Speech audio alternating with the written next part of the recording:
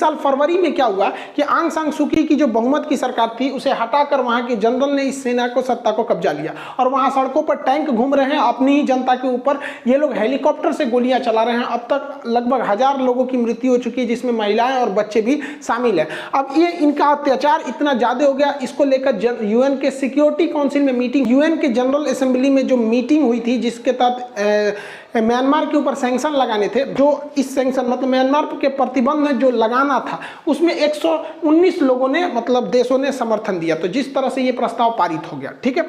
लेकिन एक है जो एक देश ने इसका समर्थन नहीं दिया और भारत जैसे 36 देशों ने इसमें एब्सेंट हो गए, भाग ही नहीं लिया। तो भाग नहीं लिए तो एक तरह से म्यांमार के लिए तो ठीक हुआ, चाइना भी इसमें भाग नहीं लिया। तो चाइना को तो समझ में आता है कि ये कम्युनिस्ट देश है, हमेशा सैनिक शासकों को ही साथ देगा। यहाँ पर तो हम लोगों ने सैनिक शासन का साथ दे दिया। अब जितना दिन ये रहेगा भारत के लिए उतना खराब। अगर हमारे लिए 10% अच्छा होता है तो चाइना के लिए 90% अच्छा होगा। लेकिन अगर यहीं पे इस सैनिक शासक को हटा के आंग सान सू की सरकार आ जाती है तो 50% वो चाइना की ओर रहती है, 50% इंडिया की ओर रहती है। तो भैया हम 50% गंवा के 10% में काय को खुश हो रहे हैं यहाँ पे। ये एक ऐतिहासिक गलती होगी क्योंकि यही मौका है हमें कोको आइलैंड वापस लेने का। आप समझते हैं हम लोग नेहरू ने क्या गलती किया था और हम किस तरह वापस एक उपाय कर सकते हैं। 1948 में हम लोग का एक आइलैंड था यहाँ पर अंडमान निकोबार के पास जिसका नाम था कोको आइलैंड।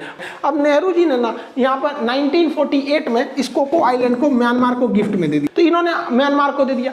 अब भाई ना ही यहाँ पर पूरी तरह से संसद की वो प्रक्रिया अपनाई गई ना कुछ। अब वो छोटा सा आइलैंड था म्यांमार को दे दिया गया। अब म्यांमार का हरामीपन देखिए, वो 90 के दशक में इस कोको आइलैंड को क्या किया उसने, चाइना को दे दिया। अब चाइना इस कोको आइलैंड के पास ना एयर स्ट्रिप बना रहा है। यहाँ देखिए हल्का सा ये एयर स्ट्रिप बनाकर और सेना यहाँ पर वो लीज पे लिया है, खरीदा नहीं है, भाड़े पे लिया है, लीज पे लिया है। अब आपको ही पता है चाइना लीज पे लेता है तो चाइना और अमेरिका रूस कोई चीज को लीज पे ले लेंगे तो छुड़वा पाएंगे, नहीं छुड़वा पाएंगे। अब मोदी जी के पास एक बहुत बड़ा मौका है। देखिए कैसे ये जो कोको आइलैंड है ये नेहरू ने दिया था किसको, वहां के लोकतांत्रिक सरकार को जो जनता द्वारा चुनी गई थी सरकार को। हमने वहां किसी के आर्मी को तो दिया नहीं था।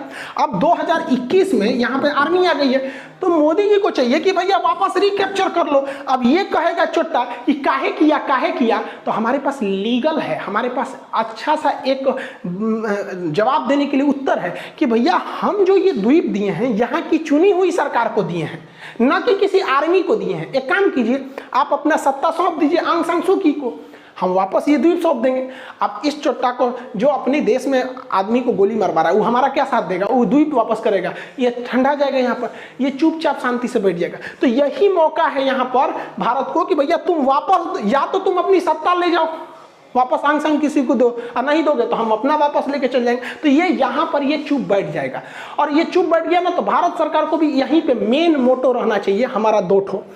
पहला मोटो कि बहाना से कोको आइलैंड ले लो, उसके बाद जब ये चुप हो जाए इस ससुरा का फाइल निपटा दो, क्योंकि जब तक ये रहेगा हमारे लिए लॉन्ग टाइम खतरा रहेगा। रिस्क लेना चाहिए, उड़ा दो साले को एक मिसाइल लगा के। हरामी ने हम लोगों से गिफ्ट लिया और हरामीपन की एक सीमा होती है, एहसान फरामोशी, हमसे गिफ्ट लिया और यही आर्मी वालों ने चाइना को लीज पर दे दिया। अरे यार इतना, इससे ज्यादा तो कुत्तों को भी तमीज होता है हमारे यहाँ।